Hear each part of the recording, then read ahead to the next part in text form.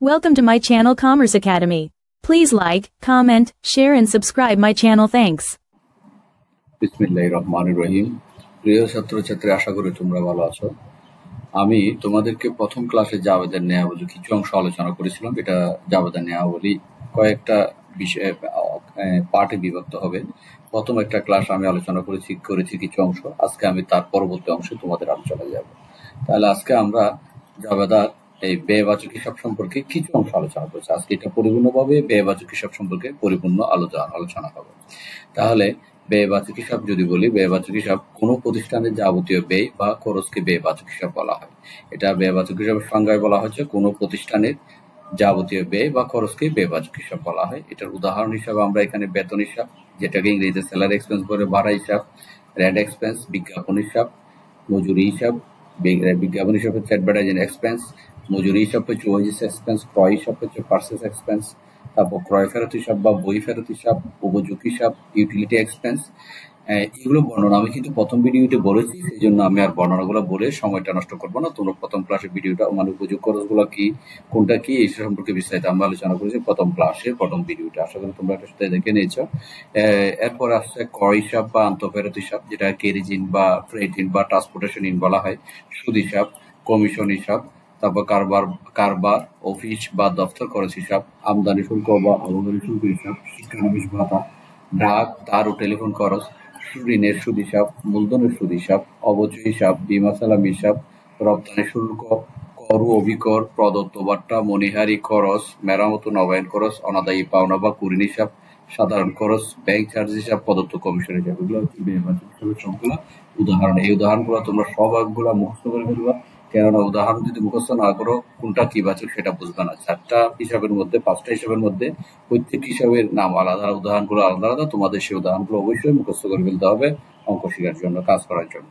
তাহলে আমরা ব্যয়বাচক হিসাব কাকে বলে সেটা জানলাম এবং তার উদাহরণগুলো জানলাম। এরপরে বিষয় হচ্ছে আমাদেরকে ব্যয়বাচক হিসাবে ডেবিট ক্রেডিট নির্ণয়ের নিয়ম। ব্যয়বাচক ডেবিট ক্রেডিট নির্ণয় হচ্ছে ব্যয় বা খরচ বাড়লে ডেবিট, ব্যয় বা খরচ বাড়লে সেটা ডেবিট হবে, আর ব্যয় বা খরচ কমলে সেটা কি হবে, ক্রেডিট হবে। তাহলে মনে রাখবা, ব্যয় বা খরচ বাড়লে ডেবিট আর ব্যয় বা খরচ কমলে ক্রেডিট। এই সূত্রটা অবশ্যই তোমরা মুখস্থ করে রাখবা, মুখের মধ্যে রাখতে হবে। তার মানে এটার অর্থ হচ্ছে যে এখানে যে খরচগুলো আছে, এই যে এই খরচগুলো, এগুলো যদি বাড়ে, কোনো লেনদেন করে যদি আমরা বাড়ে, তাহলে সেগুলোকে ডেবিট করতে হবে, এবং যদি কমে সেগুলোকে ক্রেডিট করতে হবে। মূলত ব্যয়বাচক হিসাবের উদাহরণের বিষয়টা হচ্ছে যে এই সূত্রের উদাহরণ হচ্ছে যে এটাই। এটা আমরা এখন লেনদেনের মাধ্যমে এই বিষয়টা আমরা বুঝিয়ে দিচ্ছি। দেখো, আমি তোমাদের বিষয়টা একটা লেনদেনের মাধ্যমে বুঝিয়ে দিচ্ছি। দেখো, 2001 নম্বর লেনদেন, 2025 সালে জানুয়ারি 1 বেতন প্রদান করা হলো 5,000 টাকা। দেখো, 2025 সালে জানুয়ারি 1 বেতন প্রদান করা হলো। তাহলে এটা হচ্ছে যে একটি লেনদেন। এটা একটি কি, এটা একটি লেনদেন। এই লেনদেনের মধ্যে আমরা এখানে এই যে আমরা যে উদাহরণগুলো শিখেছি, উদাহরণে কি আছে সেটা আমরা অঙ্কের মধ্যে দেখব। উদাহরণতে কোন হিসাবটা এখানে রয়েছে বা কোন নামটা রয়েছে, সেই নামটা আমরা এখান থেকে আমরা খুঁজে বের করবো। তাহলে আমরা উদাহরণের মধ্যে এই যে বেতন হিসাব, এই বেতন হিসাবটা আমরা জেনেছি, সেটা হচ্ছে যে কি বাচক হিসাব, সেটা হচ্ছে যে ব্যয়বাচক হিসাব, বেতন হিসাবটা। এটা উদাহরণ আমরা এসে শিখেছি। তাহলে দেখো, এই লেনদেনের মধ্যেও বেতন নামে একটা শব্দ রয়েছে। তাহলে এই বেতনটা আমরা এই উদাহরণের মধ্যে আমরা পাইলাম। তাহলে এই বেতনটা পাইলাম, এই বেতনটা কি বাচক হিসাব, এই বেতনটা হচ্ছে যে আমাদের ব্যয়বাচক হিসাবের উদাহরণ। আর ব্যয়বাচক হিসাবে ডেবিট ক্রেডিট নির্ণয়ের নিয়ম কি, ব্যয়বাচক হিসাবে ডেবিট ক্রেডিট নির্ণয়ের নিয়ম হচ্ছে ব্যয় বা খরচ বাড়লে ডেবিট, ব্যয় বা খরচ কমলে ক্রেডিট। এটা হচ্ছে ডেবিট ক্রেডিট নির্ণয়। এখন এই নিয়মটা, এখন এই যে বেতন প্রদানের ফলে ব্যয় বা খরচ বৃদ্ধি পেয়েছে নাকি কমে গেছে, সেটা কিভাবে বুঝবো? সেটা বুঝতে গেলে আমাদের লেনদেনটা পড়তে হবে। বলা হচ্ছে 2025 জানুয়ারি 1 বেতন প্রদান করা হলো 5,000 টাকা। বেতন প্রদান করা হলো 5,000 টাকা। এটার অর্থ হচ্ছে যে কি, যখন কোনো প্রতিষ্ঠানে কেউ চাকরি করে, তাকে মাসে বা সপ্তাহে বেতন প্রদান করে। তাহলে সে ওই প্রতিষ্ঠান যদি ওই কর্মীকে মাসে বা সপ্তাহে বেতন প্রদান করে, তাহলে বেতন প্রদান বলে ওই প্রতিষ্ঠানের কি হয়, খরচের পরিমাণ বেড়ে যায়। তাই খরচের পরিমাণ বেড়ে যায় বলে এই বেতন প্রদানটা হলো একটি লেনদেন। এখানে খরচের পরিমাণ বা ব্যয়ের পরিমাণ কি হয়েছে, বৃদ্ধি পেয়েছে। এই ব্যয়ের পরিমাণ, ব্যয় বা খরচের পরিমাণ বাড়ছে। আর বাড়লে এই বেতন হিসাবকে আমরা যাওয়াতে কি করব, এই বেতন হিসাব করার সময় ডেবিট করতে হবে। যেহেতু লেনদেনের বোঝা যাচ্ছে যে কি বেতন প্রদানের ফলে প্রতিষ্ঠানের খরচ বৃদ্ধি পেয়েছে, আর আমরা জানি খরচ বাড়লে হচ্ছে ডেবিট, খরচ বাড়লে আমাদের এখানে ডেবিট আছে। তাহলে বেতন হিসাব কি হবে, বেতন হিসাব ডেবিট হবে। আমরা যখন যাওয়া করবো বেতন হিসাব এটা ডেবিট হবে। এখন ক্রেডিট কি হবে? ক্রেডিট হবে বেতন যদি আমরা প্রদান করি আমাদের প্রতিষ্ঠান থেকে নগদ টাকা কমে যায়, প্রতিষ্ঠান থেকে নগদ টাকা কমে যায়, সেই জন্য নগদান হিসাব, এই যে এখানে নগদান হিসাব, এই নগদান হিসাবকে কি করতে হবে? ক্রেডিট করতে হবে। তাহলে বেতন প্রদানের যাওয়া হলো বেতন হিসাব ডেবিট, নগদান হিসাব ক্রেডিট। এটা আমরা লিখেছি এখানে দেখো, এবং এটা ব্যাখ্যাও দিয়েছি, বুঝো যেটা এখন বলতেছি এখানে সেটা লেখা আছে। 2025 সালের জানুয়ারি বেতন প্রদান করা হলো 5,000 টাকা। এটি একটি লেনদেন। এটি কি একটি লেনদেন? এখানে দুতরফা দাখিলা পদ্ধতি অনুযায়ী দুটি হিসাব রয়েছে। এই লেনদেনে কয়টি হিসাব আছে? দুইটি হিসাব আছে। একটি হলো বেতন হিসাব, আমরা একটি কি হিসাব পাইলাম, একটি পাইলাম বেতন হিসাব, এবং অপরটি হলো নগদান হিসাব। আর অপরটা আরেকটা যেটা হিসাব আছে সেটা হচ্ছে কি নগদান হিসাব। তাহলে বেতন হিসাব পাইলাম, নগদান হিসাব পাইলাম। এখন এখানে বেতন হলো ব্যয়বাচক হিসাব, বেতনটা ব্যয়বাচক হিসাব। আমরা বেতনটা পাইছি যে ব্যয়বাচক হিসাবের উদাহরণ, আমরা যে এখানে একটু আগে দেখাইছি তোমাদের, এই যে বেতন, এই বেতন হিসাবটা আমাদের ব্যয়বাচক হিসাবের এই উদাহরণ, ব্যয়বাচক হিসাবের উদাহরণ বেতনটাই। আশা করি তোমরা সেটা দেখতেছো, ব্যয়বাচক হিসাবের উদাহরণ একটু আগেও বলে দিচ্ছি। তাহলে বেতন প্রদানের ফলে প্রতিষ্ঠানের ব্যয় বৃদ্ধি পেয়েছে। এই যে বেতন প্রদান করার পরে প্রতিষ্ঠানের ব্যয় বৃদ্ধি পেয়েছে, যার ফলে বেতন হিসাব ডেবিট করতে হবে। একটু আগে আমি দেখিয়ে দিয়েছি, এটা বেতন হিসাব কি করতে হবে? ডেবিট করতে হবে। অপরদিকে বেতন প্রদানের ফলে প্রতিষ্ঠানের নগদ টাকা হ্রাস পেয়েছে। যখন তুমি বেতন প্রদান দাও তোমার প্রতিষ্ঠান থেকে, তোমার ব্যবসা প্রতিষ্ঠান থেকে নগদ টাকা কমে যাবে। তাহলে নগদ টাকা কমে গেলে যার অর্থ হলো সম্পদ কমে যাচ্ছে, আর নগদ টাকাটা হচ্ছে সম্পত্তিবাচক হিসাবে। নগদ টাকা, প্রতিষ্ঠানের নগদ টাকা সম্পত্তিবাচক হিসাব, সেই জন্য নগদান হিসাবকে কি করতে হবে? ক্রেডিট করতে হবে। আমাদের নগদান হিসাব হবে কি? ক্রেডিট। যার ফলে জাবেদাটা তৈরি হচ্ছে কি? জাবেদাটা তৈরি হচ্ছে এই বেতন হিসাব ডেবিট। আমাদের তাহলে জাবেদাটা কি তৈরি হলো? বেতন হিসাব ডেবিট, নগদান হিসাব ক্রেডিট। এটা হচ্ছে জাবেদা। আর আমাদেরকে জাবেদা গড় রাখতে হবে। জাবেদা গড় রাখার জন্য এই যে সারিতে আছে 5টা কলাম হবে। তারিখ নামে একটা কলাম, এটা একটা কলাম তারিখ নামে। তারপর বিবরণ নামে একটা কলাম, খতিয়ান পৃষ্ঠা, খ বিস্ময়কর, ক একার বিস্ময়কর খতিয়ান পৃষ্ঠা, এটা নামে ছোট একটা কলাম হবে। ডেবিট টাকা এবং ক্রেডিট টাকা, 5টা কলাম, একটা কলাম, 2টা কলাম, 3টা কলাম, 4টা কলাম, 5টা কলাম। মূলত একটা জাবেদা করার জন্য 5টা কলাম তৈরি করতে হয়। আমি দেখিয়ে দিচ্ছি আবার, জাবেদা করার জন্য গড় আঁকাও আছে, তারপর দেখিয়ে দিচ্ছি। প্রথমত এই সারিটা এঁকে ফেলতে হবে। এই সারিটা আঁকার পরে 5টা কলাম তৈরি করতে হবে। যে তারিখ নামে একটা কলাম, যেটা আমাদের এই যে তারিখ লিখেছি। এরপরে বিবরণ, এই বড় ঘরটা, বিবরণটা সবসময় বড় ঘর হবে, এটা বিবরণ ঘর, যেটা হচ্ছে বিবরণ কলাম, 2টা কলাম। এরপর খতিয়ান পৃষ্ঠা, এটা ছোট্ট একটা কলাম, এটা হচ্ছে যে খতিয়ান পৃষ্ঠা, এটা লিখতে হবে। এরপর ডেবিট টাকা, ডেবিটের জন্য টাকার জন্য একটা কলাম টাকা লিখতে হবে, এবং ক্রেডিটের টাকার জন্য একটা কলাম টাকা লিখতে হবে। এই যে ডেবিট এবং ক্রেডিট, আমাদের যে স্কেল আছে স্কেলের সাইজ বরাবর রাখলে হবে ডেবিট ক্রেডিট, আর এটাও স্কেলের সাইজ বরাবর রাখতে হবে। এটা ছোট্ট করে রাখতে হবে, আর বাকি অংশটা বিবরণ, বিবরণ সবচেয়ে বড় কলাম হবে। এটা হচ্ছে জাবেদা করে। এখানে একটা জাবেদা মাত্র আমরা করেছি। তাহলে বেতন প্রদান করার ফলে কি হলো? বেতন হিসাব ডেবিট, বেতন হিসাব ডেবিট, ডট দিয়ে ডেবিট লিখতে হবে। নগদান হিসাব ক্রেডিট, ডট দিয়ে ক্রেডিট লিখতে হবে। আর এটার একটা ব্যাখ্যা দিতে হবে। ব্যাখ্যা হলো যেহেতু কমা নগদে বেতন প্রদান করা হলো, এটা নগদে প্রদান করা হলো। এখানে একটা বিষয় তোমাদের জানাচ্ছি, এখানে বলো দেখো, এই বেতন প্রদান করা হলো কতটা আছে, এখানে নগদও লেখা নাই, চেকও লেখা নাই, বাকিটাও লেখা নাই, কিছু লেখা নাই। এরকম বেতন প্রদান করা হলে বুঝতে হবে সেটা নগদে দিয়েছে। আর চেকে বললে তখন আমরা চেকেরটা দেখবো, বাকিতে বললে বাকিরা বুঝবো। হ্যাঁ, তখন বেতন বাকিটা থাকলে তখন বকেটা বুঝবো। এখানে আরেকটা বিষয়, একটা নোট দিয়েছি দেখো, নগদ টাকা। এখানে কোথাও নগদ টাকা নাই, প্রদান করা মানে টাকাই দেওয়া। এটা হচ্ছে যে 5,000 টাকা দিচ্ছে, এটা টাকাই দিচ্ছে, সেই জন্য নগদ টাকাকে নগদান হিসাব বলে লিখতে হবে। আমরা জানি নগদ টাকাকে নগদ হিসাব বলে লিখতে হবে। নগদান হিসাব হলো একটি সম্পত্তিবাচক হিসাব, যেটা আমি শুরুতে আলোচনা করছিলাম। তাহলে বেতন প্রদানের জাবেদাটা আমরা শিখে ফেললাম নগদে। এরপর একসাথে আমরা বেতনটা যদি চেকে প্রদান করি, দেখো এখানে বেতন প্রদান করা হলো 5,000, আবার এখানে জানুয়ারি 3 তারিখে বেতন 10,000 টাকা চেকে প্রদান করা হলো। তাহলে এখানে কিন্তু বেতনটা কিভাবে প্রদান হচ্ছে, একটা চেক শব্দ উল্লেখ করা আছে, দেখো আমি হাইলাইট করতেছি চেক। আর এখানে কিছুই উল্লেখ ছিল না, এখানে প্রদান করা হলো বলছে, কিন্তু চেকও নাই, নগদও নাই। না থাকলে চেক, নগদ কিছু না থাকলে সেটা নগদ বলে বিবেচনা করে এই নগদ হিসাব করতে হবে, ক্রেডিট করতে হবে, মনে রাখতে হবে। আর এটা যেহেতু চেকের কথা বিষয় আছে, চেকটা মূলত ব্যাংকেই জমা দিতে হয়, আর ব্যাংক থেকে টাকা কমে যায়, সেই জন্য বেতন চেকে প্রদান করে। এবার হচ্ছে চেকে প্রদান করলে কি হবে? আমরা তো বেতন তো জানি, বেতন ব্যয়বাচক, এরকম বেতনটা ডেবিটে হবে।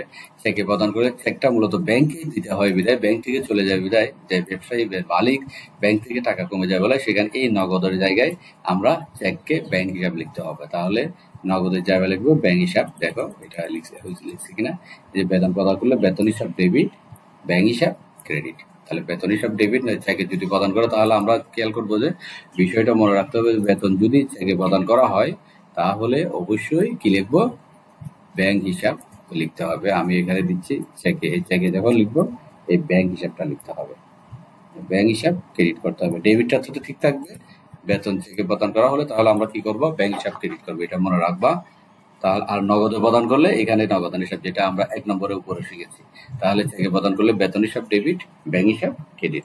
আর ব্যাখ্যা হলো, যেহেতু বেতন চেকে প্রদান করা হলে এই ব্যাখ্যাটা লিখে দিব, আর টাকা ডেবিট 10,000 টাকা, আর ক্রেডিট সুদা, এই যে ক্রেডিট সুদা 10,000। সবসময় মনে রাখবে যে এই টাকাটা লেখার সময় এখানে যেটা ডেবিট করছো এই ডেবিট সুদা লিখতে হবে টাকাটা, আর এটা যেটা ক্রেডিট করছো ক্রেডিট সুদা টাকাটা লিখতে হবে, এটা মনে রাখবা।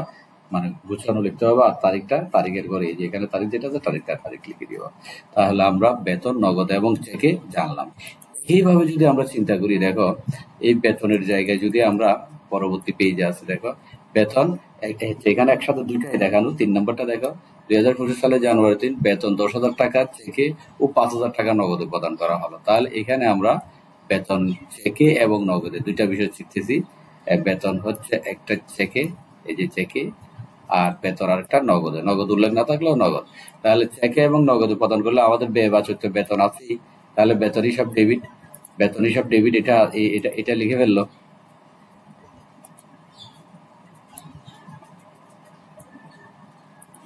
এই যে বেতন, যেহেতু এটা ব্যয়বাচক হিসাব বৃদ্ধি পাইছে, বেতন হিসাব ডেবিট, এটা হয়ে গেল। চেকে যেহেতু বলেছে, আমরা একটু আগে শিখেছি চেকে চেক করলে কি বলতে হবে, ব্যাংক হিসাব ক্রেডিট করতে হবে। এই ব্যাংক হিসাব ক্রেডিট, আর যেটা নগদে আছে সেটা হচ্ছে নগদান হিসাব ক্রেডিট। তাহলে দুইটা ক্রেডিট আসছে। আমরা দেখলাম বেতনের জন্য বেতন হিসাব ডেবিট ব্যয়বাচক, আর ব্যাংক থেকে টাকা কমে গেছে ব্যাংক হিসাব ক্রেডিট। ব্যাংক হচ্ছে সম্পত্তিবাচক, সম্পদ বাড়লে ডেবিট, কমলে ক্রেডিট। ব্যয়ের সাথে এই ব্যয়বাচকের সাথে সম্পত্তিবাচকের মিল রয়েছে। আমরা একটু আগে যেটা শিখেছি, ব্যয়বাচক, ব্যয় বা খরচ বাড়লে ডেবিট, একইভাবে সম্পদ বাড়লে ডেবিট, সম্পদ কমে গেলে ক্রেডিট। তাহলে চেকে টাকা দিলে ব্যাংক থেকে টাকা কমে যাবে, বিদায় ওইটার সম্পত্তি কমে যাচ্ছে, ব্যাংক হিসাব ক্রেডিট। আর নগদে টাকা দিচ্ছে, নগদ টাকা কমে যাচ্ছে, তাও সম্পদ কমে যাচ্ছে, নগদান হিসাব কি ক্রেডিট। তাহলে আমরা দেখলাম বেতন হিসাব ডেবিট, ব্যাংক হিসাব ক্রেডিট, নগদান হিসাব ক্রেডিট। আর টাকা কিভাবে লিখতে হবে, টাকা দেখো আমাদের এখানে 10,000 টাকা আছে, এই যে 10,000 টাকা বেতন চেকে, চেকেটা যেটা বলছে সেটা ব্যাংক সুদা ক্রেডিট চেকেরটা, আর যেটা এই নগদে আছে 5,000 সেটা নগদান সুদা ক্রেডিট। এই দুইটা ক্রেডিটের যোগফল, এই দুইটা ক্রেডিটের যোগফল ডেবিট পাশে বসাই দিতে হবে। 10-এর সাথে 5 যোগ করলে 15,000 টাকা বসাই দিতে হবে। তাহলে আমাদের ব্যাংক জাবাদা হয়ে গেল। যেহেতু চেকে ও নগদে বেতন প্রদান করা হলো, আমাদের ব্যাখ্যা দিতে হবে। এখানে চেকের বিষয় আছে, নগদের বিষয় আছে, চেকে ও নগদে বেতন প্রদান করা হলো। তাহলে আমরা বেতন সংক্রান্ত এই নিয়মটা জেনে গেলাম। এখন এই একটা নিয়ম দ্বারা তোমরা অনেকগুলা কাজ করতে পারবা। দেখো আমি যদি তোমাদের দেখাই, বেতনের পরে যে উদাহরণ আছে, আমাদের বেতনের পরে যে উদাহরণ আছে ভাড়া, এই যে ভাড়া আছে, দেখো আমরা যদি এই জায়গায় এখন এই বেতনের পরিবর্তে যদি ভাড়া লিখি, এই যে এখানে বেতন আছে, এই বেতনের পরিবর্তে যদি ভাড়া লিখি, ভাড়া প্রদান করা হয়,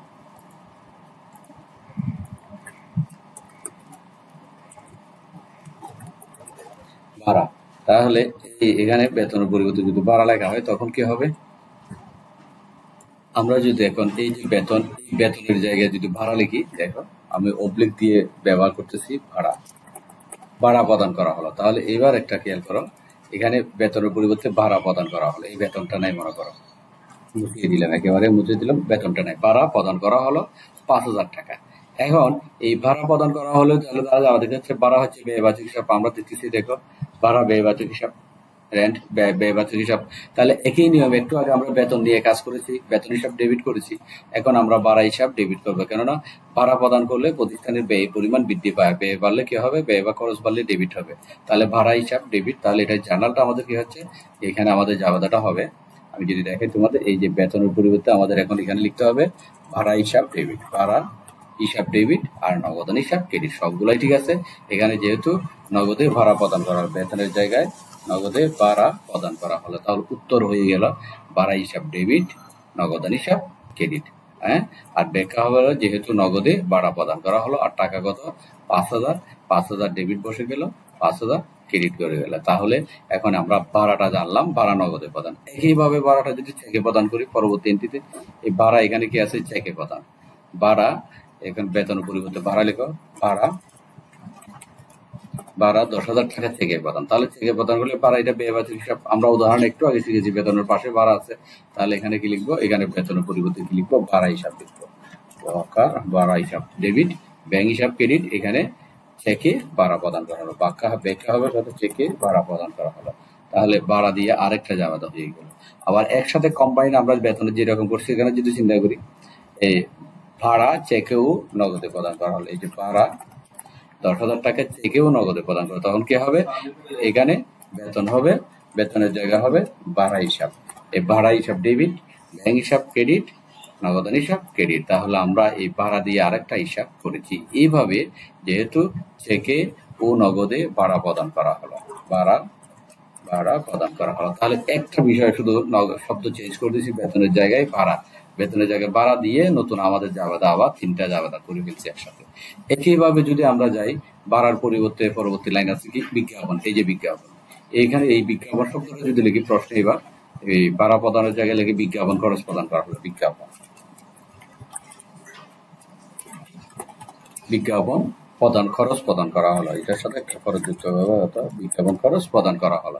তাহলে এই বিজ্ঞাপন খরচ প্রদান করলে আমরা এখন কি করব, সব জায়গায় ভাড়ার পরিবর্তে এই যে ভাড়া যেখানে আছে এখানে শুধু বিজ্ঞাপনটা বসাই দিলে হয়ে যাবে, বিজ্ঞাপন বসাই দিলে হবে। আশা করি আমি 3টা দেখাচ্ছি, তোমরা বুঝে যাচ্ছ বিষয়টা। বিজ্ঞাপন হিসাব ডেবিট, নগদান হিসাব ক্রেডিট, তাহলে এখানে শুধুমাত্র বিজ্ঞাপন একটা শব্দ বসাই দিলাম। একইভাবে এখানে ভাড়ার পরিবর্তে, এই ভাড়ার পরিবর্তে এখানে কি লিখতে হবে, বিজ্ঞাপন লিখতে হবে, বিজ্ঞাপন প্রদান করা হলো, এটা লিখে দিতে হবে। এখন এখানে যদি বলি, এটা তো যদি বলি ভাড়া, এখানে কি আছে, এখন ভাড়া জায়গায় বিজ্ঞাপন, বিজ্ঞাপন খরচ 10,000 টাকা চেকে প্রদান করা হলো, তাহলে এবার ব্যয়বাচক উদাহরণ আছে বিজ্ঞাপন, তাহলে এখানে আমরা কি লিখে দেবো, ভাড়ার পরিবর্তে বিজ্ঞাপন লিখে দিব। আমি 3টা পর্যন্ত করাবো, তারপর তোমরা নিজেরা এটা করে ফেলো, বাকি হিসাবগুলো দিয়ে নিজেরা জার্নাল করে আমাকে দিবা, আশা করি গ্রুপে পোস্ট করবো আর কি। হ্যাঁ, তাহলে ভাড়া, এখানে ভাড়ার জায়গায় কি হবে, বিজ্ঞাপন, এখানে যেটা ভাড়া 10,000 টাকা থেকে 5,000 টাকা নগদে, তাহলে বিজ্ঞাপন 10,000 টাকা থেকে 5,000 টাকা নগদে প্রদান করা হলো, এখানে বিজ্ঞাপন, এখানে ভাড়ার জায়গায় এখন কি বসবে, বিজ্ঞাপন বসবে, বিজ্ঞাপন হিসাব ডেবিট, ব্যাংক হিসাব ক্রেডিট, নগদান হিসাব ক্রেডিট। আশা করি তোমরা বুঝে গেলে বিজ্ঞাপন সংক্রান্ত। তাহলে আমি 3টা হিসাবের উদাহরণ নিয়ে 3টা করে 3 3 9টা আমি জার্নাল তোমাদের তৈরি করে শিখালাম। একইভাবে মজুরি প্রদান করা হলো, এটা ক্রয় হিসাব দিয়ে প্রদান করা, এটা সেন্টেন্স হবে, এটা আমি আলাদা করে বলবো। মজুরি প্রদান করা হলো, উপযোগ খরচ প্রদান করা হলো, তারপর পরিবহন খরচ, ক্রয় পরিবহন বা পরিবহন খরচ প্রদান করা হলো, নগদে প্রদান করা হলো, চেকে প্রদান করা হলো, একসাথে 2টা নগদ এবং চেকে, সুদ প্রদান করা হলো, কমিশন প্রদান করা হলো, তারপর কারবার বা অফিস বা দপ্তর খরচ প্রদান করা হলো, আমদানি শুল্ক করা হলো, শিক্ষানবিশ ভাতা প্রদান করা হলো, ডাক তার ও টেলিফোন খরচ নির্বাহ করা হলো, ঋণের সুদ প্রদান করা হলো, মূলধনের সুদ প্রদান করা হলো, সম্পত্তির উপর অবচয়, এটা আবার ভিন্ন রকম জাবেদা, সম্পত্তির উপর অবচয় এটা ভিন্ন হবে, বীমা সালামি প্রদান করা হলো, রপ্তানি শুল্ক বা প্রদান করা, কর অভিকর প্রদান করা হলো, প্রদত্ত বার্তা এটা আলাদা করে হিসাব করতে হবে, মনিহারের খরচ প্রদান করা হলো, মেরামত নবায়ন খরচ প্রদান করা হলো, অনাদায়ী বা কুঋণ এটা আবার ভিন্ন, এটা লেনদেন ভিন্ন হবে, সাধারণ খরচ নির্বাহ করা হলো, ব্যাংক চার্জ হিসাবভুক্ত করা এটা আলাদা ভিন্ন করা হবে, প্রদত্ত কমিশন প্রদান করা হলো। যেগুলো আমি করা যাবে বলছি সেগুলো প্রত্যেকটা দিয়ে তোমরা অবশ্যই 3টা করে জাবেদা করবা। একটা হবে নগদে এটার জন্য একটা, একের জন্য একটা, আবার চেকের জন্য একটা, নগদ এবং চেক এই 2টা মিলে একটা। প্রত্যেকটা যদি 3টা করে জাবেদা করো, এখানে তোমাদের অনেকগুলো প্রায় 50টার উপর জাবেদা শিখা হয়ে যাবে ব্যয়বাচকের। এবার আমরা আরেকটা বিষয় আছি, এবার আসলে যে আমরা এই ক্রয় হিসাবটা মূলত আবার এই সেন্টেন্সের সাথে মিলে না, উত্তর হবে কি, কিন্তু এখানে যদি আমি ক্রয় প্রদান করা হলে লিখি, ক্রয় প্রদান করা হলে এইরকম কোন সেন্টেন্স নাই ক্রয়ের সাথে, এটার সাথে সেটা একটা ভুল সেন্টেন্স, এটাকে সঠিকভাবে লিখতে হবে আমাদের। এটা সঠিকভাবে লেখার জন্য মূলত আমরা ক্রয় নিয়ে আমি আলাদা করে হিসাব লিখেছি, লেনদেন লিখেছি, দেখো, এবং এটার ব্যাখ্যা করেছি। দেখো, এই যে 7 তারিখ 2025 জানুয়ারি 4 নগদে পণ্য ক্রয় করা হলে, এটার সেন্টেন্সটা হবে যে, বা লেনদেনটা লেখার সময় লিখতে হবে যে নগদে পণ্য ক্রয় করা হলো, অথবা পণ্য ক্রয় নগদে পণ্য ক্রয় করা হলে এইভাবে লিখতে হবে। তাহলে আমরা এখানে নগদে পণ্য ক্রয় করা হলে এটা লিখতে হবে। তাহলে এখানে আমরা কি পাইলাম, আমরা একটা হিসাব পেলাম যেটা আমাদের ব্যয়বাচকের উদাহরণ। ক্রয়টা আমরা ব্যয়বাচক উদাহরণ শিখেছি বা এখন দেখিয়েছি ব্যয়বাচক। এই উত্তর রেখেই ব্যয় বাড়লে ডেবিট, নগদে পণ্য ক্রয় করলে ব্যয়ের প্রতিষ্ঠানে ব্যয় বৃদ্ধি পায়, তাই ব্যয় ক্রয় হিসাব ডেবিট, আর নগদ টাকা কমে গেছে নগদান হিসাব ক্রেডিট। শুধুমাত্র এখানে লেনদেনের লেখাটা ভিন্ন হবে, উত্তর কিন্তু একই। তাহলে মনে রাখবা, ক্রয়ের বেলায় লিখতে গেলে লিখতে হবে প্রশ্নটা হবে নগদে পণ্য ক্রয় করা হলো, আর উত্তর হচ্ছে ক্রয় হিসাব ডেবিট, নগদান হিসাব ক্রেডিট। কেননা আমাদের মূল কিওয়ার্ড ওই ক্রয়টাই এখানে আছে। তাহলে ক্রয় সংক্রান্ত বিষয়টা আমরা আর একটু যদি যাই, তাহলে ক্রয়ের বিষয়টা আমরা গেলাম এই যে নগদে পণ্য ক্রয় করা হলো, আমরা এটা এখন জানলাম। ৩,০০০ টাকা ক্রয় হিসাব ডেবিট, নগদান হিসাব ক্রেডিট। একইভাবে থেকে পণ্য ক্রয় করা যায়, এটা থেকে পণ্য করা যায়। এখানে আমি ক্রয়ের সাথে ক্রয় ফেরতের, যেহেতু নগদে পণ্য ক্রয়, অনেক সময় মাল যদি কিনে মাল যদি খারাপ দেয় সেটা আবার কি করতে হয়, ফেরত দিতে হয়। এটার সাথে আমি ক্রয় ফেরতের বিষয়টাও একসাথে লিখে ফেলছি, মুখস্থ করে ফেলবা, তাহলে সহজে শিখে মনে থাকবে সেটা। ২০২৫ সালে জানুয়ারি ৫ নগদে নগদে ক্রয়কৃত পণ্য ফেরত দেওয়া হলো। এখানে পণ্য দুইবার পড়ছে, নগদে ক্রয়কৃত পণ্য ফেরত দেওয়া হলো। আমি ওয়ার্ড ফাইলে যাই, নগদে ক্রয়কৃত পণ্য, এখানে এই পণ্য শব্দটা হবে না। নগদে ক্রয়কৃত পণ্য ফেরত দেওয়া হলো ৫০০ টাকা। নগদে ক্রয়কৃত পণ্য ফেরত দেওয়া হলো ৫০০ টাকা। এটা জাবেদা হবে, এটা পুরোপুরি উল্টে যাবে। কত আমরা নগদে ক্রয় জাবেদা যেটা দিচ্ছি এটা উল্টে যাবে। উল্টে যাওয়া শব্দের অর্থ, যেটা ডেবিট আছে, ক্রয় হিসাব ডেবিট আছে, এটা ক্রেডিট করতে হবে, আর নগদান হিসাব ক্রেডিট আছে সেটা ডেবিট করতে হবে। তাহলে দেখো আর একটু করে পরিবর্তন দেখাতে হবে ক্রয় ফেরতের বেলায়। দেখো এই যে নগদ ক্রেডিট আছে, নগদান হিসাব ক্রেডিট, পুরোপুরি নগদান হিসাব ডেবিট চলে আসছে। আর ক্রয় হিসাব ক্রেডিট, এটা ক্রয় হিসাব আসছে ক্রেডিট, তবে ক্রয়ের সাথে একটা ফেরত শব্দ যোগ করে দিতে হবে, এটা মনে রাখতে হবে। ক্রয় ফেরতের বেলায় উল্টে যাবে, এটা ঠিক, ডেবিটটা ক্রেডিট, ক্রেডিটটা ডেবিট হবে, তবে ক্রয়ের সাথে আরেকটা ফেরত শব্দ যোগ করতে হবে, ক্রয় ফেরত হিসাব। যেখান থেকে ব্যয়ের পরিমাণ হ্রাস পেয়েছে, এখানে একটু আগে ব্যয় পরিমাণ বৃদ্ধি পেয়েছে, পণ্য ক্রয়ের পর আবার ফেরত দিলে ব্যয়ের পরিমাণ হ্রাস পেয়েছে, ব্যয়ের পরিমাণ হ্রাস পেলে হচ্ছে যে ক্রেডিট, সেই জন্য এখানে লেখা আছে ব্যয়ের পরিমাণ হ্রাস পেয়েছে। নগদ আর সম্পদের পরিমাণ বৃদ্ধি পেয়েছে, নগদ টাকা চলে আসছে আবার। আগে যখন মাল কিনছি নগদ টাকা চলে গেছে, তাই ক্রেডিট হয়েছিল। এখন মাল আবার ফেরত দেওয়ার পরিপ্রেক্ষিতে টাকাটা আমি ফেরত নিলাম, নগদ টাকা বৃদ্ধি পাইছে, ব্যয়ের পরিমাণ হ্রাস পাইছে, যেহেতু নগদে ক্রয়কৃত পণ্য ফেরত দেওয়া হলো। তাহলে আমরা ক্রয় ফেরতের জার্নালটা জানলাম। এখন এই নগদের জায়গায় আমরা চেকে লিখতে পারি, বাকিতে লিখতে পারি, ওইগুলো আসবে। দেখো এই যে ২০২৫ সালে ২০২৫ জানুয়ারি ৫ চেকে পণ্য ক্রয় করা হলো। তাহলে এবার চেকে পণ্য ক্রয় করলে এইখানে শুধুমাত্র এই নগদের জায়গায় ব্যাংক হিসাব লিখতে হবে। তাহলে ক্রয় হিসাব ডেবিট, ব্যাংক হিসাব ক্রেডিট। দেখো নিচে আছে জার্নালটা, এই যে ক্রয় হিসাব ডেবিট, ব্যাংক হিসাব ক্রেডিট। আশা করি তোমরা এটা পেয়ে গেলে, বুঝে গেলে। এরপর যদি আমরা আসি, তাহলে এটার যদি আবার ফেরতের বিষয় করতে যাও, এটা যদি ফেরত করতে যাও, এটা উল্টে যাবে, এটার মতোই উল্টে যাবে। এই ব্যাংক হিসাবটা, এটা আবার লিখি নাই আমি, ব্যাংক হিসাবটা হবে ডেবিট, আর ক্রয় ফেরতের হিসাব হবে ক্রেডিট। নিজেরা করে ফেলবে সেটা। এটা থেকে পণ্য ক্রয়কৃত পণ্য যদি ফেরত দেওয়া হয় এটা। এরপর আসো বাকিতে, পণ্য ক্রয় আবার বাকিতেও করা যায়, ক্রয় নগদে করা যায়, চেকে করা যায়, বাকিতে করা যায়। বাকিতে করলে কি হবে, বাকিতে অথবা ধারে, এটা দুটো শব্দ থাকে অঙ্কের মধ্যে, বাকিতে থাকে অথবা ধারে। ধারে পণ্য ক্রয় এভাবে থাকে, এই শব্দও থাকতে পারে। ধারে পণ্য ক্রয় এভাবে লেখা থাকতে পারে, অথবা বাকিতে পণ্য ক্রয় এভাবে লেখা থাকতে পারে, যে কোনো একটা থাকতে পারে। তাহলে বাকিতে হলে তখন কি হবে, ক্রয় তো ঠিকই আছে, পণ্য ক্রয় ক্রয় করা হচ্ছে ব্যয়ের পরিমিতি, ক্রয় হিসাব ডেবিট, এটা ঠিক আছে। এর সাথে ক্রেডিট হবে। বাকিতে যদি মাল কিনে পাওনাদার বৃদ্ধি পায়, বাকিতে মাল কিনলে কি বৃদ্ধি পাবে, পাওনাদার বৃদ্ধি পাবে। এই পাওনাদার হচ্ছে একটি দায়বাচক হিসাব। পাওনাদার হিসাব, দায়বাচক হিসাব। আমরা যখন দায়বাচক নিয়ম জানবো, এটা ডেবিট ক্রেডিট জানবো। আপাতত আমি এখানে যতটুকু বলে ততটুকু মনে রাখো। দায় বৃদ্ধি পাইলে ক্রেডিট, হ্রাস পাইলে ডেবিট। আমার সাথে বলো মুখে মুখে, দায় বৃদ্ধি পাইলে ক্রেডিট, হ্রাস পাইলে বা কমে গেলে ডেবিট। বাকিতে পণ্য ক্রয়ের পরে দায়ের পরিমাণ বৃদ্ধি পায়, দায়ের পরিমাণ বৃদ্ধি পায় বলে পাওনাদার হিসাব ক্রেডিট হয়েছে। হ্যাঁ, আর পাওনাদার হিসাবের অন্য নাম হচ্ছে পদেয় হিসাব। দুইটা হিসাবে তোমরা মনে রাখবা, অঙ্কে অনেক সময় পাওনাদার লেখা থাকে, অনেক সময় পদেয় হিসাব লেখা থাকে।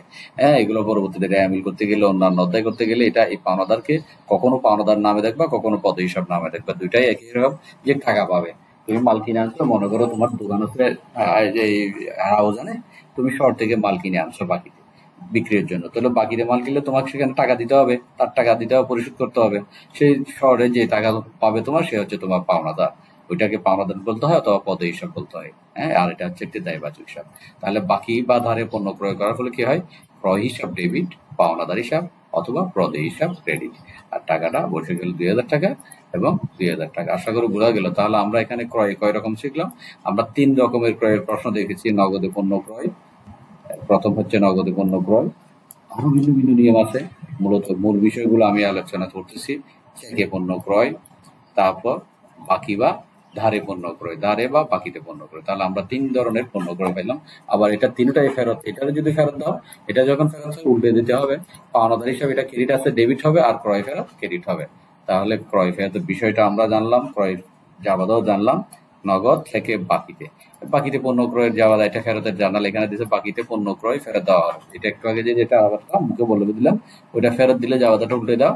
এই যে পাওনাদার যেটা ক্রেডিট ছিল সেটা পাওনাদার ডেবিট বা প্রদেয় হিসাব ডেবিট, আর ক্রয় যেটা ডেবিট ছিল সেটা ক্রেডিট। ক্রয় ক্রেডিট, মাঝখানে ক্রয়ের পাশে একটা ফেরত শব্দ যোগ করে দিবা।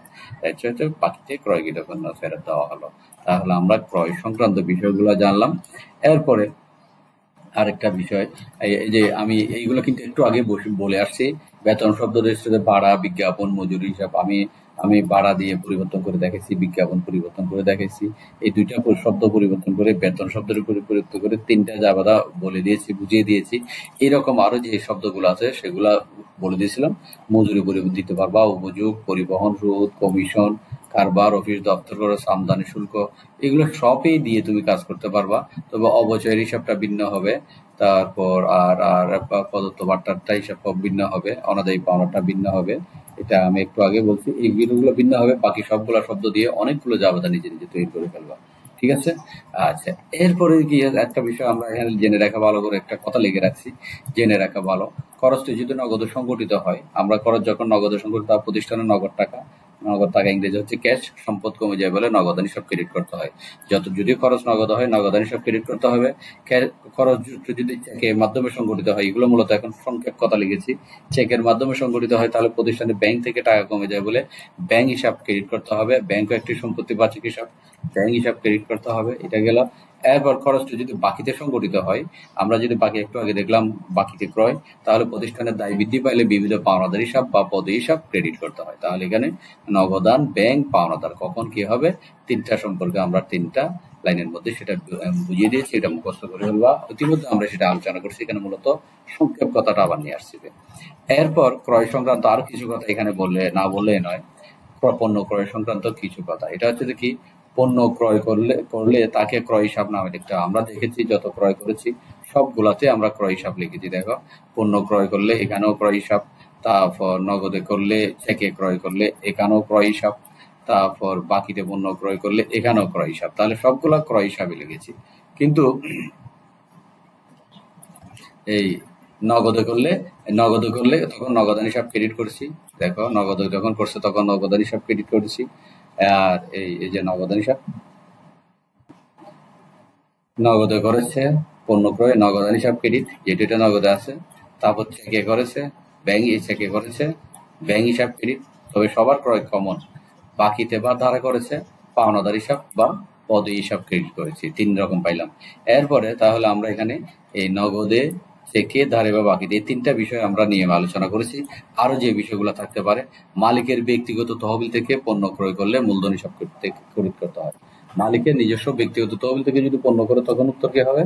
তখন উত্তর হবে মালিকের ব্যক্তিগত তহবিল থেকে পণ্য ক্রয়। এটা প্রশ্নটা এরকম হতে পারে, মালিকের ব্যক্তিগত তহবিল থেকে পণ্য ক্রয়। তাহলে এটার উত্তর কি হবে? এটার উত্তর হবে ক্রয় বরাবর ঠিকই থাকবে, আর ক্রেডিট হবে যে মূলধন হিসাব মনে রাখবে। তাহলে ব্যক্তিগত তহবিল থেকে, এই যে আমি যদি এখানে দেখাই, এখানে ক্রয় হিসাব এটা কি থাকবে, এখানে পাওনাদারের জায়গায় মূলধন হিসাব লিখতে হবে। ব্যক্তিগত তহবিল থেকে যদি পণ্য ক্রয়, ক্রয় হিসাব ডেবিট, পাওনাদার হিসাব ক্রেডিট, এটা কি লিখে দিতে হবে? হুম। আচ্ছা, তারপর আমি একটু দেখিয়ে দিচ্ছি সেটা। এই মালিকের ব্যক্তিগত তহবিল থেকে পণ্য ক্রয়, মানে এই যে মালিক, এই মালিকের ব্যক্তিগত তহবিল থেকে পণ্য ক্রয় করলে যাওয়া হবে ক্রয় হিসাব ডেবিট। ক্রয় হিসাব আমি সংক্ষেপে এখানে লিখতেছি, যেহেতু ইতিমধ্যে অনেক আলোচনা করেছে। ডেবিট, ক্রয় হিসাব ডেবিট, আর মূলধন হিসাব দিয়ে ক্রেডিট। হ্যাঁ, তাহলে এই ব্যক্তিগত তহবিল থেকে যদি পণ্য ক্রয় করে, এটাই হচ্ছে এর জাবেদা। আমরা একটা পাইলাম বিষয়, এই মালিকের ব্যক্তিগত তহবিল থেকে পণ্য ক্রয় করলে এই জাবেদাটায় লিখতে হবে ক্রয় হিসাব ডেবিট আর মূলধন হিসাব ক্রেডিট, একটা গেল। এরপর পদীয় নোটে স্বীকৃতির মাধ্যমে পণ্য ক্রয়, এটা যদি আবার এরপর পদীয় নোটে স্বীকৃতির মাধ্যমে পণ্য ক্রয় করলে কি হবে, এখানে পদীয় নোট হিসাব ক্রেডিট করতে হবে, সব ঠিক থাকবে। এই যে মূলধন, এটা এই জায়গায় লিখতে হবে, এই জায়গায় লিখতে হবে পদীয় নোট, এই হিসাবটা লিখতে হবে, পদীয় নোট হিসাবটা লিখতে হবে।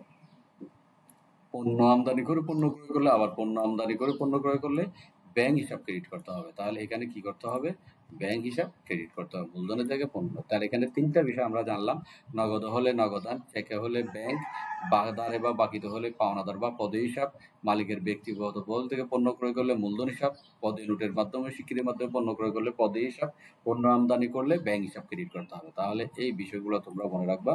তাহলে মূলধন হিসাব পাইলাম। আবার যদি একটু বলি, এই পদে নোটের মাধ্যমে করতে গেলে পদে হিসাব, পদে হিসাব।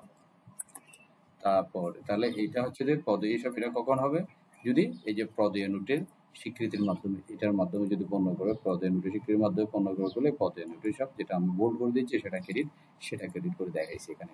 ক্রয় হিসাব ডেবিট, পদে নোট হিসাব ক্রেডিট। এরপরে পণ্য আমদানি করে যদি পণ্য ক্রয় করে, এখানে কি করতে হবে, এখানে ব্যাংক হিসাব ক্রেডিট করতে হবে। এখানে আমাদের পদে নোটের জায়গায় ব্যাংক, ব্যাংক হিসাব ক্রেডিট করতে হবে। তাহলে এই এন্ট্রিটা হচ্ছে আমাদের পণ্য আমদানি করলে, পণ্য আমদানি করলে তখন ব্যাংক হিসাব ক্রেডিট করতে হবে, এখানে এই ব্যাংক হিসাব ক্রেডিট করতে। তাহলে ক্রয় সংক্রান্ত আমরা এখানে বেশ কিছু বিষয় আলোচনা করেছি।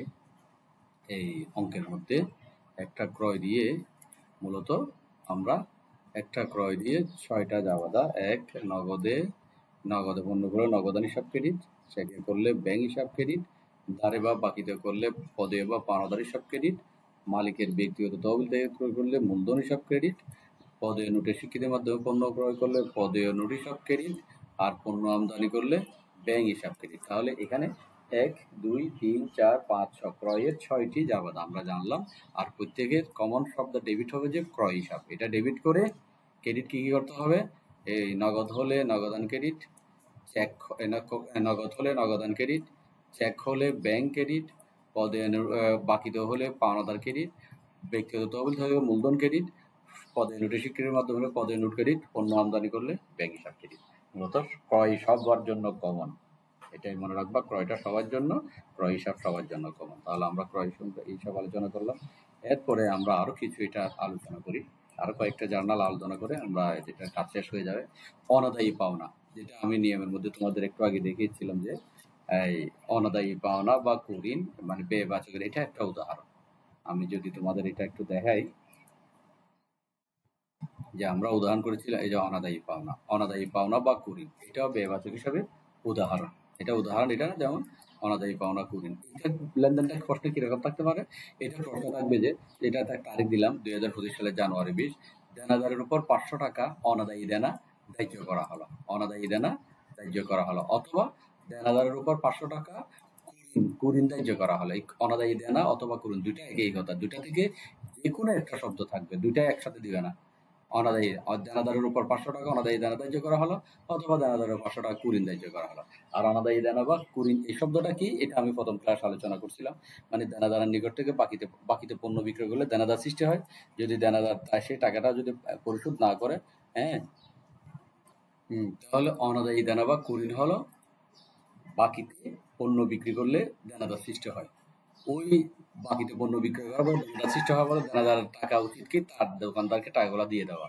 কিন্তু সে যদি টাকা না দিয়ে চলে যায়, তাকে বা বিভিন্ন সময় বারবার টাকাটা দেওয়ার পরে যদি সে টাকা পরিশোধ না করে, হ্যাঁ, বাকিতে মাল বিক্রি করার টাকাগুলো যদি পরিশোধ না করে সে চলে যায়, বা যেটা আমরা সচরাচর বলতে, সে তুমি মাল কিনেছো, মাল কিনেছো, আমার টাকা দিয়ে দাও, সে টাকা না দিয়ে চলে গেছে, কোথাও চলে গেছে, আর দেখা নাই সাক্ষাৎ নাই, ওই দেনাদারের টাকাটা আদায় করতে না পারলে ওই ব্যবসা প্রতিষ্ঠানের ক্ষতি হবে। ওই ক্ষতিটা হচ্ছে অনাদায়ী দেনা বা কুঋণ। এটা বারবার টাকাটা দেওয়ার পরে আদায় হয় না বিদায় সেই আমরা যেটাকে সিটিং বলে থাকি, ওই বিষয়টা হচ্ছে যে মূলত অনাদায়ী দেনা বা কুঋণ হিসাব বিজ্ঞানের ভাষায়। ওই কুঋণ হলে দেনাদারের পরিমাণ হ্রাস পেয়ে যায়, ওই কাস্টমারটা চলে যায় বিদায় টাকা না দিয়ে ওই কাস্টমার চলে যায়, কাস্টমার বা দেনাদারটা চলে যায়। দেনাদার হচ্ছে সম্পত্তিবাচক, সম্পদ কমে যায়, তাহলে দেনাদার হিসাব ক্রেডিট। আর সাথে সাথে একটা ক্ষতি বা খরচ বৃদ্ধি পায়, অনাদায়ী দেনা হচ্ছে একটা ক্ষতি বা খরচ, ক্ষতি বা খরচ বৃদ্ধি পাইলে আমরা জানি ডেবিট হয়। তাহলে অনাদায়ী দেনা অথবা কুঋণ হিসাব ডেবিট। প্রশ্নে যদি অনাদায়ী দেনার এটা লেখা থাকে তাহলে এখানে লিখবে অনাদায়ী দেনা হিসাব ডেবিট, আর প্রশ্নে যদি কুঋণ লেখা থাকে তাহলে লিখতে হবে কুঋণ হিসাব ডেবিট। তাহলে বোঝা গেল অনাদায়ী দেনা ধার্য হলে যা বাধা হবে অনাদায়ী দেনা ডেবিট, বিবিধ দেনাদার হিসাব ক্রেডিট। মুখস্থ করে ফেলবে এটা, যেহেতু অনাদায়ী দেনা হিসাবভুক্ত করা হলো। এটা গেল। এদিকে এটা দ্বারা ব্যয় বৃদ্ধি পেয়েছে, এটা দ্বারা ব্যয় বা ক্ষতি বৃদ্ধি পেয়েছে, এটা দ্বারা সম্পদের পরিমাণ হ্রাস পাইছে। এরপর আরেকটা দিছে অবচয়। অবচয়ের বিষয় আমরা এখানে দেখেছি, এই যে অবচয় আছে। কোথায় দেখতেছি না কেন? এই যে অবচয়, অবচয় হিসাব। এই অবচয় এটা কি? অবচয় হচ্ছে সম্পত্তি ব্যবহার করার ফলে নির্দিষ্ট সময় একটা, মনে করো তুমি একটা মোবাইল নিছো, আমি মোবাইলের উদাহরণ দিয়ে তোমাদের বিষয়টা বুঝি। 10,000 টাকা দিয়ে একটা মোবাইল নিছো, 5 বছর ব্যবহার করছো, তাহলে এটা কি আর 5 বছর পরে কেউ 10,000 টাকা দিয়ে নিবে? এটা মনে করো তুমি 1,000 টাকা বিক্রি করছো, 10,000 টাকা দিয়ে মোবাইল নিছো, 5 বছর ব্যবহার করছো, পরে এটা 1,000 টাকা দিয়ে একজনের কাছে বেঁচে দিছো, তাহলে তোমার কত ক্ষতি হইলো? হতো ক্ষতি হইলো তোমার 10,000 থেকে 1,000 বাদ দিলে 9,000। ওই যে 9,000 টাকাটা মোবাইলের দামটা কমে গেল, সেটাই হয়তো হিসাব বিজ্ঞানের ভাষায় অবচয়। তাহলে অবচয়ের দ্বারা সম্পদের পরিমাণ হ্রাস পায়, আর অন্যদিকে খরচ বা ক্ষতি বৃদ্ধি পায়। অবচয় হচ্ছে একটি ব্যয়বাচক হিসাব, অবচয়ের কারণে ব্যয়ের পরিমাণ বৃদ্ধি পায়। তাহলে ব্যয়ের পরিমাণ বৃদ্ধি পাইলে ডেবিট, অবচয় হিসাব ডেবিট। যে সম্পদের উপর অবচয় হয় সেই সম্পদ ক্রেডিট। যদি আসবাবপত্র হয়, এখানে আসবাবপত্র ক্রেডিট লিখতে হবে। যদি দালান কোটা হয়, দালানের ক্রেডিট করতে হবে। তাহলে অবচয়ের যাবাদা অবচয় হিসাব ডেবিট, আসবাবপত্র বা সম্পত্তি, যে সম্পত্তির উপর অবচয় হয় সেটা ক্রেডিট করতে হবে। এটা আবার অন্যভাবে লেখা যায়, আসবাবপত্র অবচয় হিসাবভুক্ত করা হলে এটাও যাবাদা দেওয়া যায়। এটা একটা সনাতন যাবাদা, এটা একটা আধুনিক যাবাদা আছে, অবচয় হিসাব ডেবিট, পুঞ্জীভূত অবচয়, অবচয় সঞ্চিতি বা পুঞ্জীভূত অবচয় হিসাব ক্রেডিট। তুমি এটাও মুখস্থ করতে পারো অবচয়ের জন্য, আর এটা মুখস্থ করতে পারো। তাহলে অবচয় হিসাব ডেবিট, অবচয় সঞ্চিতি বা পুঞ্জীভূত অবচয় হিসাব ক্রেডিট। টাকাটা 1,000 টাকা, বসে যাবে 1,000 1,000। তাহলে অবচয়ের যাওয়াটা আমরা জানলাম, লেনদেনটা দেখলাম, উত্তরটা আমরা শিখে ফেলবো। এটাও শিখে ফেলবো, এটাও শিখে ফেলবো, দুটা থেকে যে কোনো একটা লিখলে হবে। এরপর এই ব্যয়বাচক। তাহলে আমাদের সম্পত্তিবাচক চলে আসছে, ব্যয়বাচকের হিসাবগুলো আমরা শেষ করলাম এই পর্যন্ত। আশা করি তোমরা এই ক্লাসটা ভালো করে ফেলবে, এর আগের ক্লাস এবং এই ক্লাসটা করলে ব্যয়বাচকের সকল যাবতীয়গুলো সহজেই তোমরা করতে পারবা। ওকে, ভালো থাকো, আল্লাহ হাফেজ।